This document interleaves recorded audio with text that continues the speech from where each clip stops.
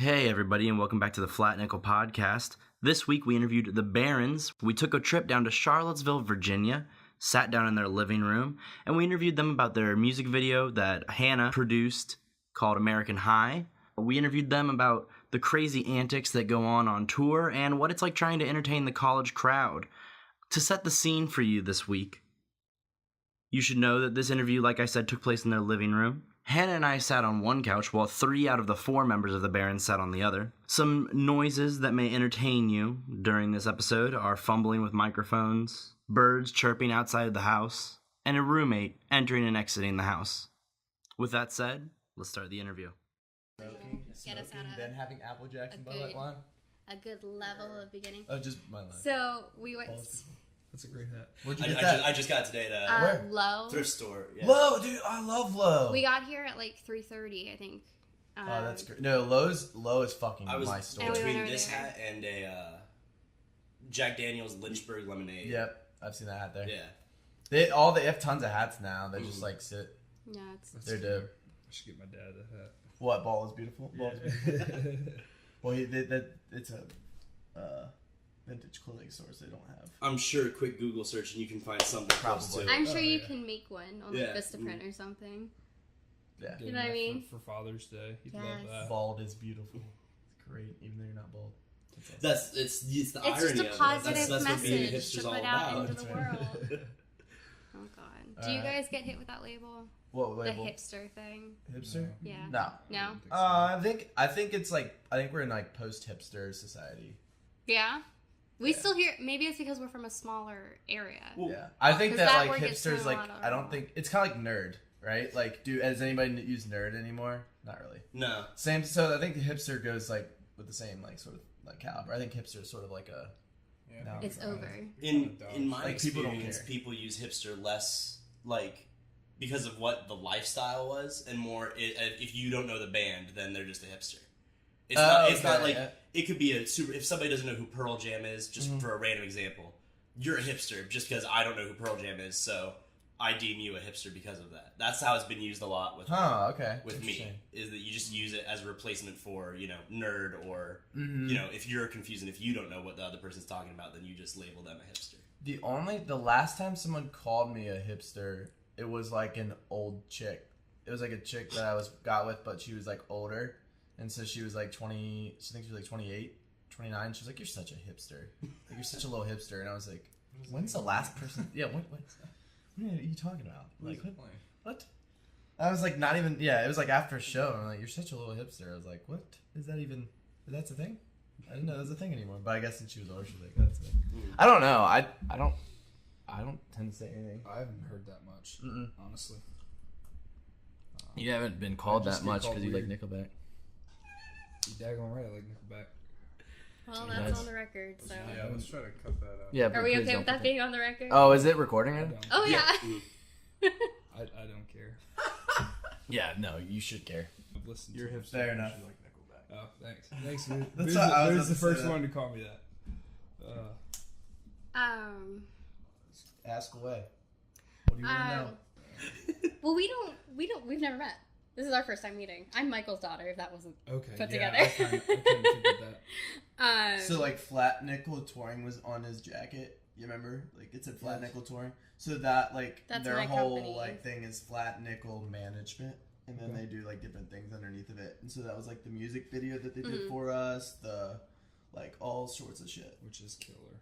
If you absolutely studio want to time start for on Mary the Ann. music video, was it your decision or was it yours, Hannah, about going with the professional wrestling direction? That's mine. I had nothing to do. I wanted on the record that I did not come up with that concept. I was skeptical as hell. Yeah, you were. When Peyton's like, I want to like make it some sort of professional wrestling, and for some reason you were talking about wrestling, and I thought you meant boxing. So the entire time I was researching it, I was looking up boxing. Yeah, well, like I had just been like into like '80s retro, like NWA and WWF videos, and like the charisma and the confidence that those guys had. I was like, that applies perfectly for this song. And like, who doesn't want to like be like wrestling around in a ring for a video? Because I think that's just like dope in general. And then my buddy Chris, he like runs the local radio station. He's like 6'6", something like that. Like when we were at the video shoot, and he's just like massive, just slamming me on the ground. Listen, what better way to show like a guy that's like super confident in himself get kind of like destroyed at the same time in a quirky, fun way. Is that a thing that comes up with you guys often? Is like as you're writing a song, you kind of already get a picture for the video too? Like for me, I get like a visual. Like I get a visual like aiming for like that like a certain style or a certain aesthetic that I want to appeal to. I think once it's all done, recorded, and we're all together listening to like the first like rough mix of it, it's kind of like we all kind of come together and think of something to do with it. Usually everything, I mean, it was pretty on the spot and it came out great, I thought. Wasn't American High also kind of a follow-up to Marianne? Yeah. So like so Marianne was essentially, and this relates sort of to my character too, like in life, is like Marianne's sort of this not so confident sort of like late teenager, and like sort of shows him like viewing a like girl or like a concept that's conformed with everybody else, but at the same time that concept or that girl is really different and just like he is. And so that's a very like surface level like explanation. But then American High sort of like it like flips on its head, and he's like the confident one, like he's the one that's like, hey, look, I'm confident in myself now. I don't care what other people think. I don't care what other guys think, sort of thing. And so he's like sort of on top at this point. And but the American High's like response to also goes to show you that like overconfidence can also like kill you and like who you actually are as well. So that like sort of falsehood of having like too much confidence. So I think that was like the response to Marianne. It was like Marianne, it was like this guy could easily make a move, but then he kind of went too far with American High. And so now he's kind of like grounded. He has had to like ground himself. So I think that's kind of where it goes. When you're writing songs, are you conscious of the fact that you're writing a bop? Like you're writing... Yeah. You're making that effort to make it.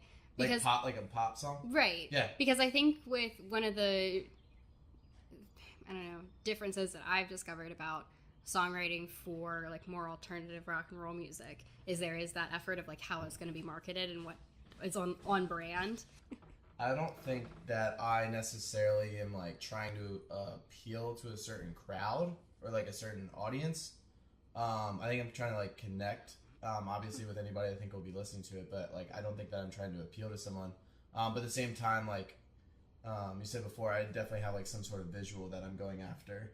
And when I'm writing lyrics or like we're coming up with a song together, I think we all share some sort of vision for that song being played on the radio, not something that's going to be like we want people to hear it at the end of the day, you know. We want to write a pop song, like I'm not ashamed of that. Like I don't, and I think we're in like also like in a post sort of like pop culture too in some ways, because like alternative music's taking over in a lot of ways, taking over pop radio. So you have less of your like 10 writers sitting in a room writing for someone, and now it's more so like it's honest. I think that comes with social media too. Like people can see, all of a sudden you can look up an artist and be like, oh, that's what they're doing today on Instagram. And I think like that means that more people are going to be listening to radio for that person's honest perspective on their life instead of like who's writing for them, unless you listen to country music. New country music. It's just like 10 writers sitting in a room coming up with a song for someone else, and they're writing it for someone else. So I think with like technology and stuff like that, I think that's a big reason why people want to hear it directly from the artist. And that's where alternative sort of like takes over the pop scene. Like you have great pop songs now. Like 1975 is like an amazing pop band. Like they're one of the best bands out there right now. But they came from like the alternative circuit.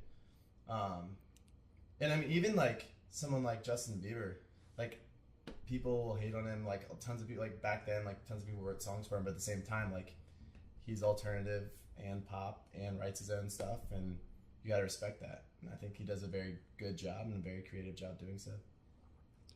When you mentioned it sort of being this generation of music is kind of becoming more honest and more relatable, and it's more like one person's direct heart on paper rather than what's going to sell in a conference room.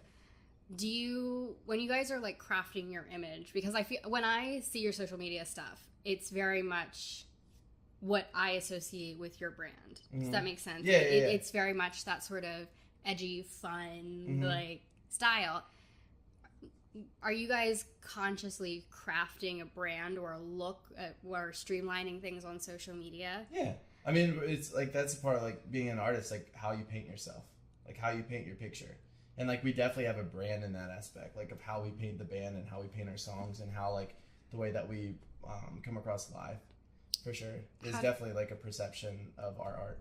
How do you do that and still this sounds negative, but still feel genuine? Because for me, my mother's always like, your brand, but I don't know how to sort of craft that image while still feeling like myself, because I feel like that changes constantly. Yeah, so like I would say like you have like on one aspect of things you have like art, right? Like art that you create that you feel something from that moves you in a specific way, and then brand, you're saying like you see art and brand are hard to combine like a lot. Like that, is that essentially where you're going for? Like brand is separate than art, or are you saying like No, I think just like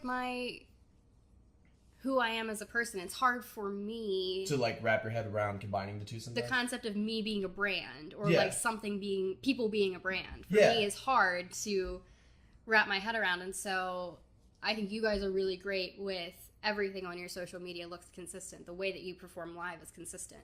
It seems like you guys, and it seems like who you are as people. Yeah. I think it's because like the branding is a part of like who we are as like an artist. Like it's like intertwined. Like it goes back and forth. It's like that's our representation, that's our look, that's our brand, that's our art, that's the way that we come across. It's kind of like, you know, that like when Prince would walk out on stage, like he's gonna be playing like that purple guitar, like that's his signature, that's his look, that's his brand, like that's his art, that's what he likes, that's what he wants, you know. So I think it's the same thing with us. Is like when we do different social media, like, you know, posts or whatever it is, I think we, you know, want to come across in a way that represents who we are, and that's like our brand and art at the same time. So I do want to talk a little bit more about the making of American High and the music video, because I realized we didn't film any behind the scenes stuff for that, really. Nothing. That'd be great. I know, we should have, because it was such a, first of all, it was a crazy experience trying to schedule a location. Yeah. And Bo was all a part of it. Yeah. I feel like... Knew about it all. I walked past Charlottesville Parks and Rec today, by the way. Oh, man. And I was like grumpy about it. But we got really lucky with Strong Style Pro. Oh, yeah. And that was incredible. Really cool place. My dad actually filmed it. I know. I thought that was really cool.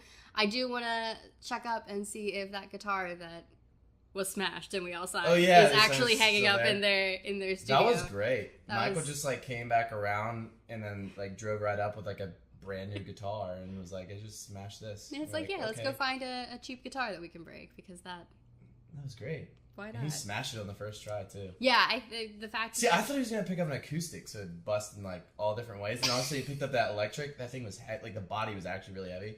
And so when he went to snap it, like he hit it up against the pole, like on the ring. And like the Chris Gallagher, my friend, the one that played like the villain sort of dude.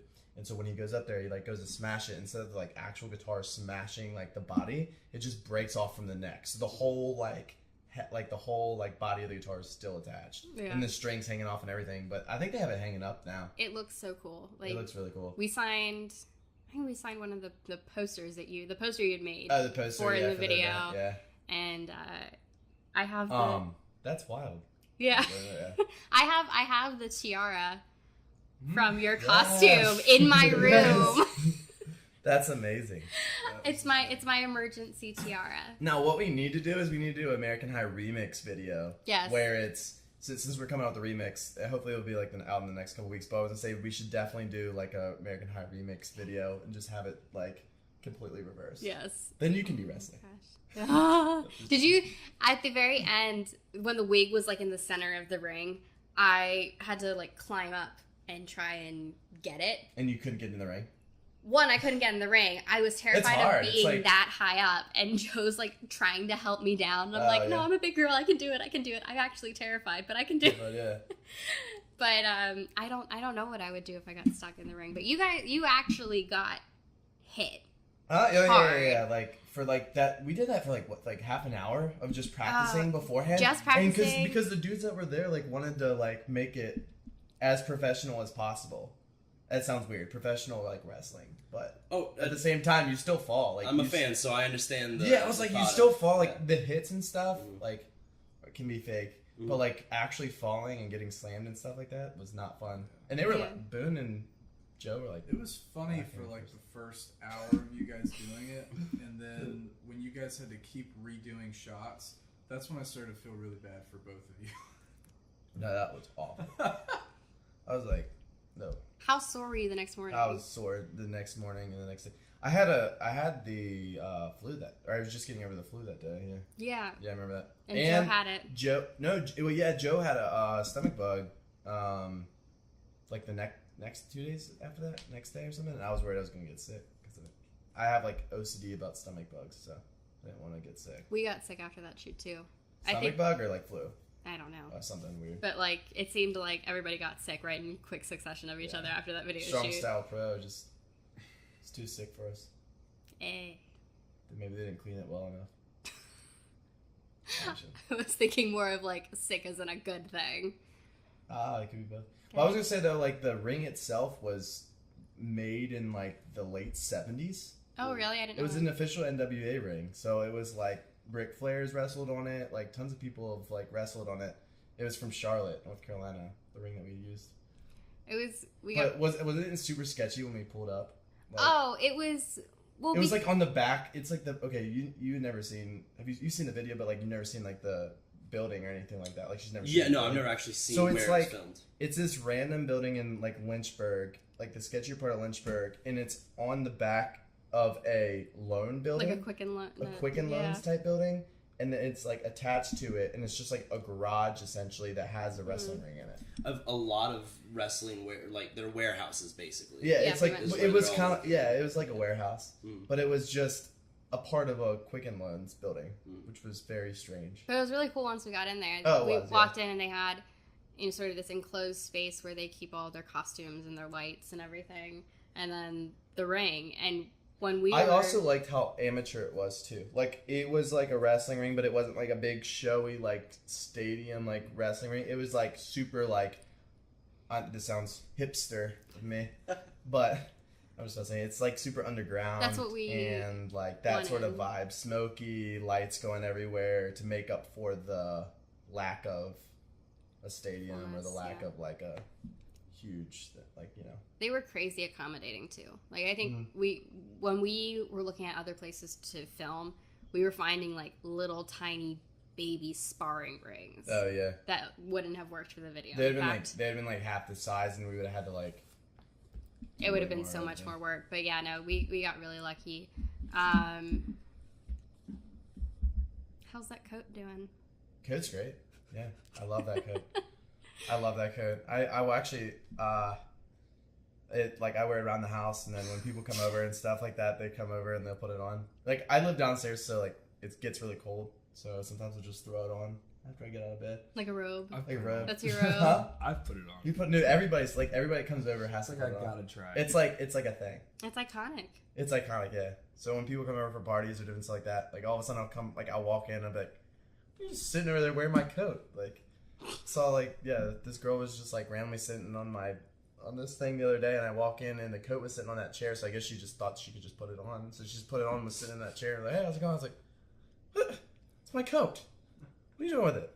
She's like, yeah, it was cold, so I'm weird. That's how I used to hit on guys. Have you seen my like big white fluffy coat that I have? I have this big white fluffy coat, and I would wear it to gigs and stuff, and guys would always come up and be like, oh my god, that coat is so awesome. Yeah. And I'd be like, thanks, you want to try it on? Yeah. And that's how I would hit on guys. Yeah, I'd be like that's the way to getting do guys it. into my coat. No, that's seriously the way to do it now. With fluffy coats. So you're a relatively new addition.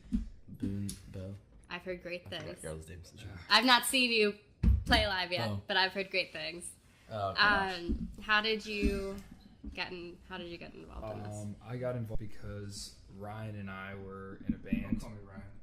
Boone and I were in a band beforehand, and he had left our band and joined this band. And then when Kurt had left or / quit, they needed somebody to fill in. So I actually hadn't played bass a whole lot, but I knew how to just because I played guitar. And it was just an opportunity that I couldn't pass down. So my former band kind of gave me an ultimatum and told me, if I'd join them, then they don't really want me to be in that band anymore. So I just went on tour with them, and it's been great ever since. Even though we make fun of you all the time. Yeah, they give me a hard time because I'm the new guy. Yeah. I knew that it was I gonna tough him happen. up. So I think that the best thing that I liked about Bo, so we met at a diner like scared the crap out of me. Yeah. It was so serious. I was in January. We met at a diner, and like I like walk in. I have like my hat down low, and like he was so serious the whole time. And and Bo was like super scared. And I told Boone to like get Bo to meet up with us, and so we just pretty much met. And he was I didn't know you were. Bo's I didn't know you were coming. You thought it was just no. you, He dude. was like, "Let me pick your brain on something." So then I met him, and he's like, "Oh, there's gonna be 3 people," and I was like, "Oh man, Peyton's gonna be here." And so Peyton rolls up, and I was like nervous as all get out. But we come in there and start talking and stuff and questioning about the band. I think the number one thing that I was gonna say about Bo that was like really appealing is he's like very passionate about music in general, regardless of like what instrument he's playing, like whatever he's doing is like he's willing to give it everything he has to make it work. And make it work for the band, and he's like the ultimate team player in that aspect. Him and Boone are both like ultimate team players. Like when I grew up playing sports, like I think that's what really helped me like throughout this band and throughout branding and throughout art and everything like that is sports, which people don't usually associate sports with art or like whatever else. But it's like when I was growing up playing football and baseball and everything like that, you get to see like who really were the players that lasted, like who were the players that really were a part of the team and wanted to keep it going. And so, like, I had that sort of experience, and coming from, like, a coach's son, that's what I saw. So, with these 2 guys, they were just, like, complete team players. Like, they were just jumping in, ready to get it going, passionate about it, and, like, any sort of business, any sort of, brand, like, you want everyone to be passionately involved in that, and you want everybody going full at it. It doesn't, I mean, at that point, talent doesn't really matter as much. It's more so about wanting to achieve the brand and the art. I do think it gets lost with music, especially that work ethic is actually a huge part. Oh, of it. it's a lot of people probably get into music thinking it's just a party and that there is no work to it. But I mean, our shows are always a party. There's but the whole concept, whole concept is definitely not about a party. But if you want to do it as a hobby, then you can party. That's the thing, like you can. If you want to make it, here, you have to. And you can create art, and you can create amazing art that never gets displayed to the world. You could be the best guitar player in the world and no one could ever know about you, and that's probably the case right now. But like that's not what we're about. We're about our brand, we're about our art, we're about how we connect with other people, and that's what matters to us. So I think that with these 2 dudes, when Boone joined the band and when Bo joined the band, is that they both were like, hey, like let's do it for the team. Let's do it for the brand. We both already played together in the first place, so it was easy for me to transition and lock him into this band. Too. When they played the old group together. Having that rhythm section down already was great. Yeah. Had you heard stories about Peyton? Is that why you were No, nervous? I didn't know what the conversation was going to be about in the first place because Boone didn't give me any hints or anything. He just was like, hey man, let's meet up. You weren't scared of me already? No, I was more like really nervous just because I didn't know the situation. And then when he rolled in, he was very serious, very goal oriented, and hey, this is how it is. Are you committed to this? And it put me on the spot because I was, concerned about it for a while. I'm a very loyal person, and I had been with Max in my former band since like sophomore year in high school. So it was just hard for me to do that, but then I had to do it for myself, and thought that this was a better opportunity, and I've not regretted it a single bit. So we offered him more money. No money. I was about to say, I'm just asking. Yeah, but it goes to the right cause. Like if we all split money all the time, then there's no point. Success. Yeah, I mean, we just pay for ourselves to live and go. That's it. I mean, we just put everything into like our music, and that's what's important for building our brand right now. Yep. I think we talked a little bit about the energy that you guys have when you perform, and sort of the not persona that you guys have when you perform, but you guys are definitely the type of band that people want to sit and watch. Right. Or they want to be involved with. They want to. It's very much the screaming, dancing, fun show. Yeah. What do you guys do to get that pumped? Like, are you doing push-ups before you get on stage? Are you Lines of cocaine. Yeah, right. Yeah, right. Tons and tons of mounds of it. No, I don't know. You answer that, Bill? What do you do? What do you do? What do you do to prep before you get on stage, Bill? I watched them play at the Southern before I ever joined the band, and it was just intriguing. They did nothing that was like crazy extravagant. It's just I could not keep my eyes off of them. I just think that the energy that they have and like not going over the top with anything just made it seem so real. So when I joined, I just felt like everything was so real on stage, and when you can see that honesty and realness, I think that just connects with an audience. I never up on stage and like fake dancing or fake anything I do. So whatever comes out is naturally coming out of me. Like it's not like I don't try to put on a show. I just try to connect with the audience the best I can. And there doesn't need to be a lot of talking for that at all. We all just kind of feed off of each other on stage. So I think the biggest thing that artists do with live that they don't do very well is they don't connect with their audience, and they connect with themselves too much. They put on a show for themselves. And I feel like the only way that I'm going to be able to perform the right way is if the audience is engaged and I can connect with the audience in that sense. Like, you know what I mean? Like, if I'm feeling like the right vibes from the audience and connecting in that way. And like the goal of our show is like for everybody to connect with the band. Obviously that should be everybody's goal, but it's to make everybody happy. Like, why, like if I'm going to why else would you come out to a show? Like, I don't want to go out to a show, sit down and be sad the whole time. Like, that's great that it hits that emotional nerve, but like my personality, our personality, like we want to play a show and we want people to be happy. Like, come out on a Friday night to a show and be happy, you know? Why not? There's no reason that you should be performing if you're not satisfied with it like that. You guys play a lot of the college circuit. Yeah. How did you guys get into playing college shows and colleges? It's like all around. Say we were like playing college shows through like an agency. Like an agency was like booking different colleges for us because we really hit that market. Now we have another agency that books colleges for us, and then on top of that, we play a bunch of clubs that are near colleges, so you have a lot of students that come out. So we've had, you know, whether it's from booking from people that, you know, have seen our shows at clubs that want us at their colleges, or word of mouth, or the agencies that are like connecting with these colleges that are like, hey, this band would be great for this particular college or this particular event or whatever it is.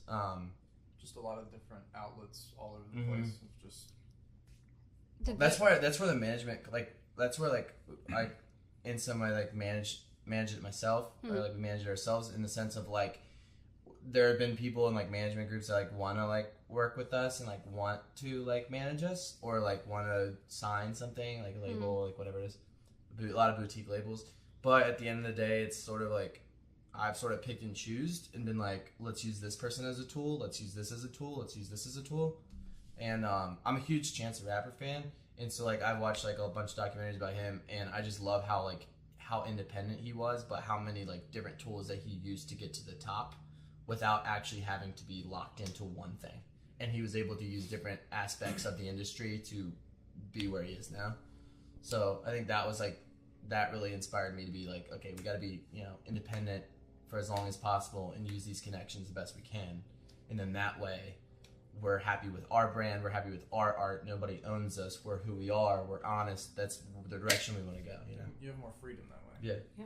You mentioned, and I just pick it up, you mentioned staying independent as long as you can. Do you see a point when you have to sort of pull the trigger and sign with somebody and, you know, become a part of a label? Just because, I mean, Chance the Rapper is sort of an exception to the rule, you know? Yeah. He managed to headline a, you know, Lollapalooza. Yeah. But it'll be, especially with you guys being, you know, in the more alternative space, Chance the Rapper being a rapper, he's way different. He's in the top 40, you know?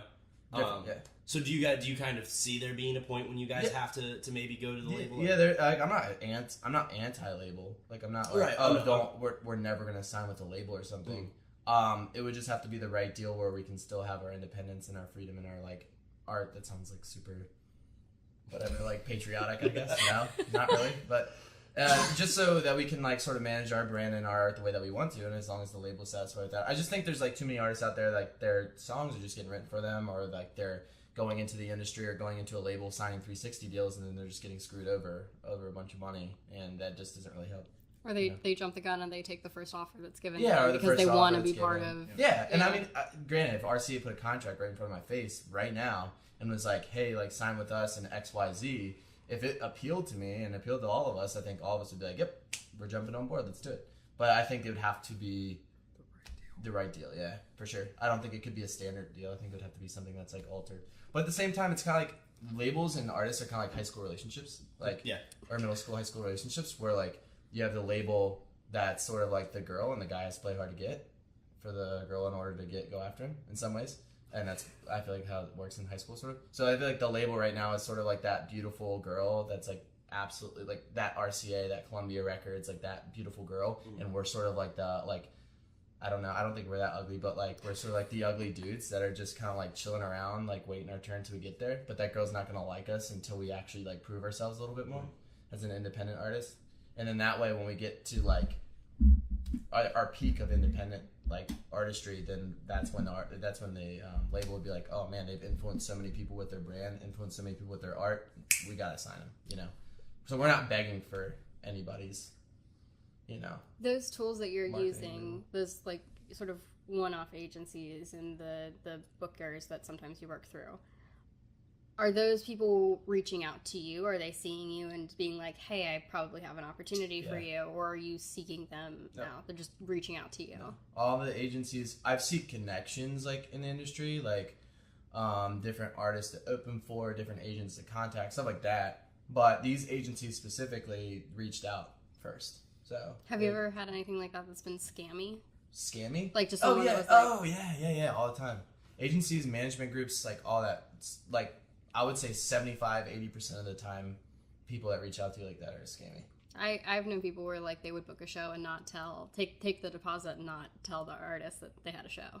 They'd just start skimming deposits. Really? Yeah. No, I mean, you have people all around that are just trying to make a buck. Like, I remember there was a label that contacted us out of Arizona. There was like a California management group. There was a New York City management group, and like all of them were like, oh yeah, we want to manage you, we want to do whatever. And then you like look into it, you talk to them, and you're like, this is essentially a scam. Yeah. Like, it's not. I'm not putting out my money for this sort of thing.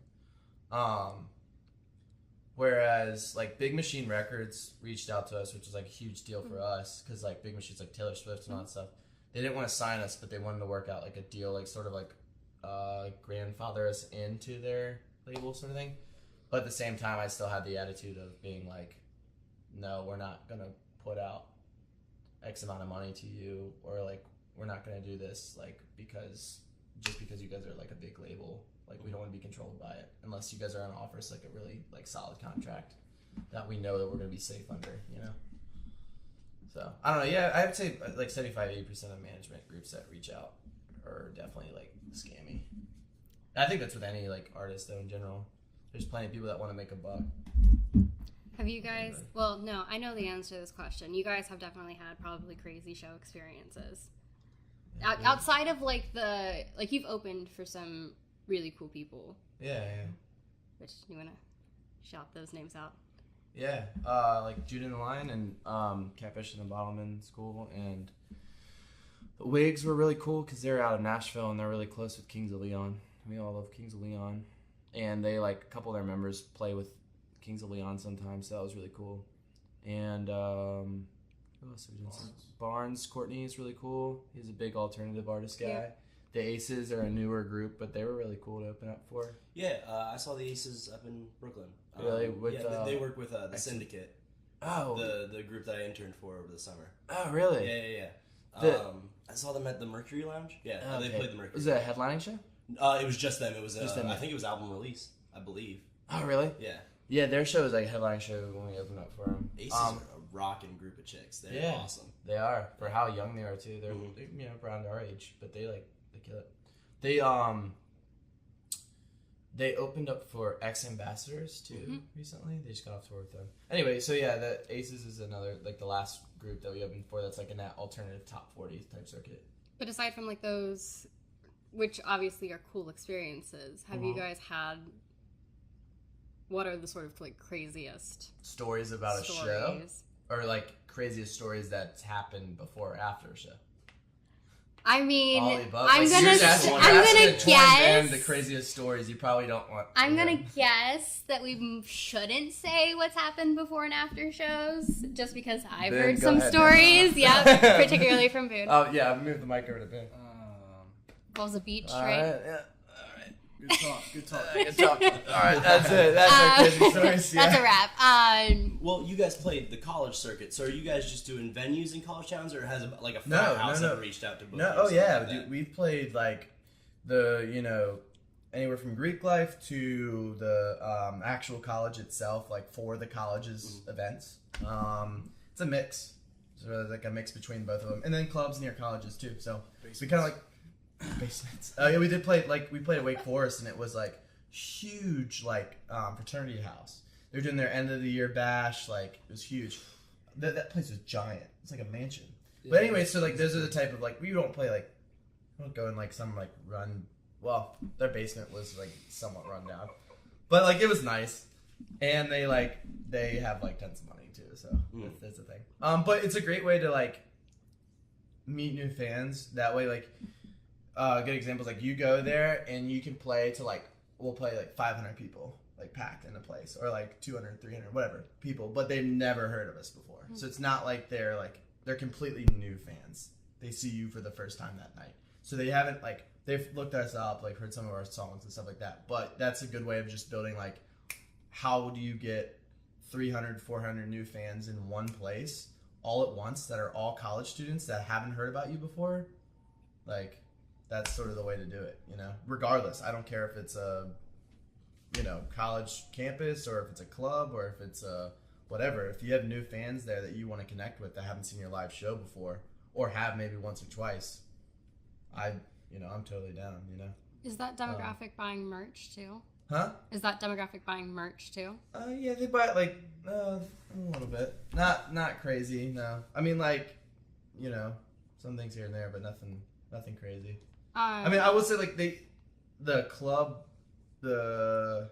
shows, definitely people buy more merch, but on college campuses, I mean, it's sort of 50-50. It depends, You guys only use digital download cards, right?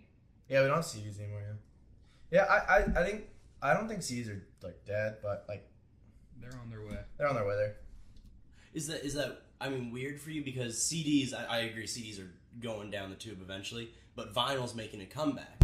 Yeah. So it's like, how, when it comes to marketing your actual physical music, like what direction do you see that going in? Are you going to stick with digital download cards, or eventually do you want to transition into vinyl as well? It's because it's it's weird having to pick and choose how you want to distribute it. I think phone is necessity, vinyl is luxury. I think like someone getting luxury, if they want if you, it's the same like first class approach. Like you go in, if you want vinyl, it's sort of like your first class approach to the band. You get to hear the band in a new light. Like you get to see the artwork. You get to have like a piece of the band that you didn't before. It's something physical that people want. It's sort of that luxury aspect about going to a show. But not everybody's going to buy that. Like not everybody's going to want that sort of like, luxury item. I think it's more so like if we had, someone putting out the vinyl for us and like selling the vinyl and keeping it reoccurring, it'd be a little bit different. But I think right now it's just like phone and MacBook is like, that's it. Like people, like the majority of people in our fan base too are just gonna be boom on the phone, looking up whatever, instead of vinyl. I think vinyl's making a comeback. I just think it's more of a collector's type thing. Vinyl, I mean, you're not gonna have vinyl in a car, really. You're not gonna have vinyl like while you're traveling. People can have that sort of stuff, but I don't think that I think it's cool to have. I don't think it's necessarily it's the best way to listen to music, I think. But other than that, as far as if you want to talk about the marketing aspect of things, that's what I'm talking about. Like as far as like this is still king, So I mean, you gotta admit, like in today's society, it is. Everybody's on the phone. Oh yeah. Everybody. Well, yeah, and I'm not saying like I necessarily like I'm guilty of it too. Like, I'm all over my phone all the time, but at the same time, you're trying to reach a fan base that, you know, is already doing something, and so that way you have to reach out to them in that way. Like if you, I'm trying to think of like a good analogy for this, but I can't. It's like if you're like selling like popcorn. Why would you sell like popcorn away from them? I mean, you could sell it at the movies, but like you're gonna sell it at the movies most of the time. That's like gonna be the market for it. Everybody goes to the movies to get popcorn for the most part. That's where most like sales would be. So same thing with like music and somebody's phone. It's the same aspect. You're playing music, putting it on someone's phone is like that's the most natural place for it to go right now. And it's weird to say that because it's like organically growing that way, but it's organically growing in a way that's not so much organic. Like vinyl would be seen as organic, natural, like raw. Phones are not seen that way. Computers aren't seen that way. Technology is not seen that way. But like now it's becoming like it is organic. Like that is like the natural thing to do. So more people are just going to be downloading it that way and listening to music that way on their crappy iPhone speakers. Speaking of like cultural shifts and all that, and I correct me if I'm wrong here, but an opinion that I kind of hold is that music is moving more towards or back towards singles as opposed to albums. The single today is valued more than the whole album, whereas like for sure. 80s and 90s I think was when the album meant more than the single. Yeah. So I mean, like, do you guys? But see, people have hissy fits over that too, because people be like, "Oh, like you're not a real band unless you put in an album." And I'm like, "Yeah, I'd love to put in an album, but you know, hook me up with $50,000 and I'll put out an album. I'll spend the time writing for you." You know, like people like throw this, be like, "Oh, like you're not like writing a full album. Like you're not like what are you like?" And it's like, dude, like singles are where it's at right now. Like the majority of people aren't like, going to sit down and listen to a whole album anymore. No, just and I love I love to, and I think that there's a beautiful thing about an album. But at the same time, it's like if you want to display your art in the best way right now in society, it's through a single, and I think that's a great way for us to do it. Especially for someone who doesn't know who you are to get out there. Singles. Yeah, for sure. I think in what you see now is what all artists with major labels, what they're doing now is they're putting out they're putting out 4 or 5 singles before the album even drops. Mm-hmm. Yeah. So like they have half the album out already, and then the album drops, and the reason they're making so much money is because they heard those 4 or 5 songs, and they're buying the whole album, and then like that's the way of making money. I have a very strong opinion. I think that people don't really stream the whole album a lot, but those vinyl collectors and stuff, those are the people that are gonna go out and buy that full album. Yeah, the hipsters. As we were just saying that term's like out to here. It's like I think that's like sort of the case. I think the albums is like provided to a niche market right now, and it's kind of like the way it goes. And I fall in the line of being like I want to make an album. I'm nothing against like albums at all. Like I don't think that I'm saying that albums is just a collection of songs, because it's not. I think that's why I wanted to sit down and like write a full album. In that way, like it's all one piece of art instead of like collecting different singles. I think that's a very big label thing to do, is collecting different singles, then putting them together on an album, and then being like, oh, this is our album. Do you think that the transition like the trend of the single right now puts more pressure on keeping your sound the same, or gives you more freedom to just experiment with how you want to sound? Both. Care to elaborate? Yeah, I was gonna say, I think both. Like, I think it's definitely like constricting in a sense of like it's hard to display your full picture. But like the full picture of the band, the full artistry of the band, it's very hard to depict that in one single when someone just hears a single.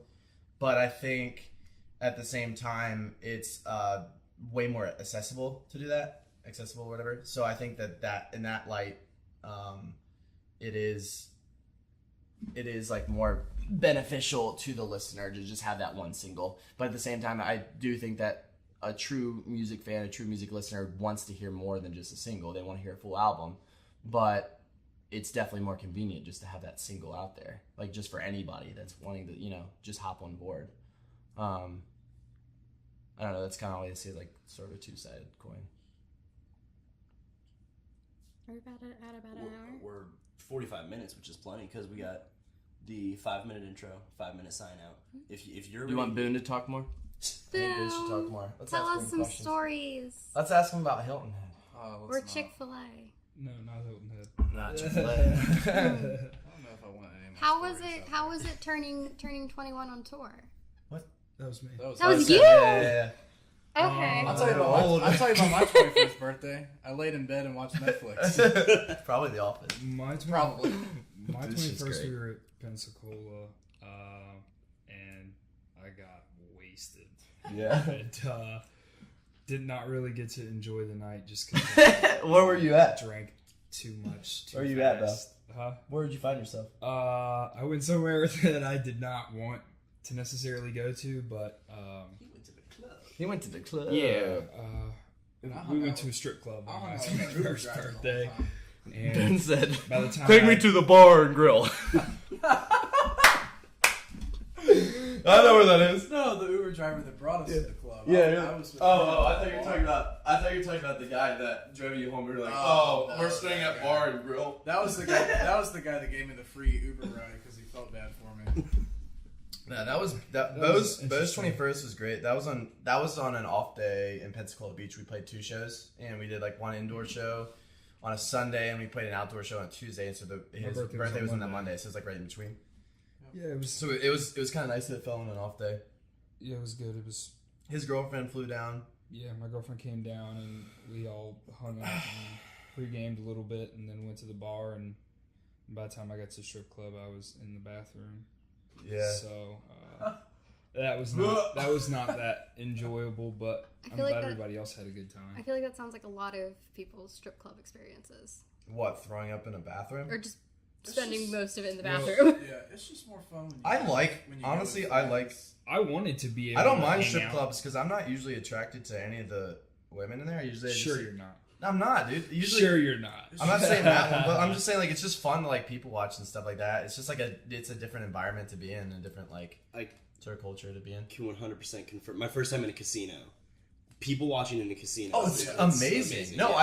I love going to casinos just to people watch. Like I don't have enough money to But bet. you like also they have to do. be really careful because, like, the Yeah. people watching on camera don't think you're people watching. No, they think you're like counting shit. But Yeah. like, what I was gonna say, there's like, I just like when I go to a casino, like we'll go to casinos on tour and stuff. And, like we played Hard Rock Casino, and like we did. What was the casino that I actually bet money at? What was the one that was it in Pennsylvania? That was the one we went to. Was that the dog race one? The one that I was. No. I did bet money at. We went to a Greyhound races thing once on an off day.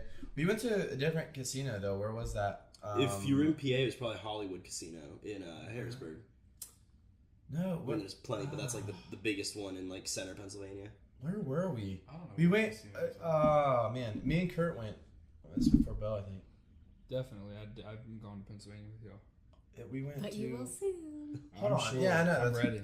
No, we went to this casino. Anyway, I just remember like, yeah, it was great because I just sat at the bar, watched the World Series, and people playing people at the casino. You know. Mm. What kind of stuff do you normally? Are you guys the type that adventure when you guys have off days? Do adventures? Yeah, or just explore the area that you're Yeah, in. I mean, we or- should try to hit like a local music shop. We go to music and- stores, hit up a mall, try to find like a cool local restaurant, Yeah. stuff like that. Just kind of. Go to the gym. We like to go all Get our over. bearings. We like to find like local thrift stores like Target and Urban Outfitters. Oh my What other? H&M. That's another local thrift shop we've came across. Yeah. Forever 21. Those types of I was thrift stores. shocked to see the Urban Outfitters in Charlottesville. Why is that? I wasn't expecting. I didn't Really? realize that Urban Outfitters existed outside of malls. Oh yeah. No, people love it here because it's the old Charlottesville hardware. It's a building. really cool building. Did you guys go in today? No, we walked past it. Ah, you guys should go in. It's nice. Yeah, they converted the old hardware building into Urban Outfitters a few years ago. It's really cool. It's just a little bit beyond my budget. The cheaper thrift stores like H&M, Forever 21. It's more my jam. Dollar General. Those sale pants for $10. Dollar General. Dollar Tree. Yeah. Do you guys have any plugs off the top of your head that you're ready to give? Yeah, like American High, the remix. The remix, if you want to plug, you can even plug the. So yeah, single there's a again if thing. you want. Yeah, so there's a song we came out with not too long ago. It's called American High, and we did a video with the wonderful Flat Nickel management company, and it was great. But now we're doing a remix for the song. We just want to hit a different demographic, and we think it'd be really cool to do a remix in the sense of the club party type scene that we're not really in. We're in clubs, we're in parties, but we're not like in both, like the dance club scene. So I think it would be cool to have something that's playing in dance clubs and then we can like shoot out to different, Miami Beach, South Beach, like all these certain places. All the beaches. All the beaches. All the beaches. Pretty much, actually. Beaches everywhere, No, so we're getting a guy named Goldhouse. That's not his real name, not his, born name.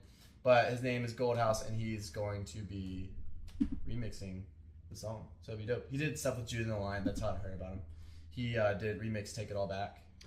I've heard that. Yeah, but he did a remix of that. So, and he's done some remixes for some other big artists. I'm pretty sure he's worked with like Diplo and some other big like EDM artists, which is cool. And I like that's not. Are you gonna say something? No. I was gonna say I like how it's not like our necessarily cup of tea. I love electronic music. That's great electronic music, but it's not sort of our cup of tea, like naturally for us. But I think it's cool to put something out that's not necessarily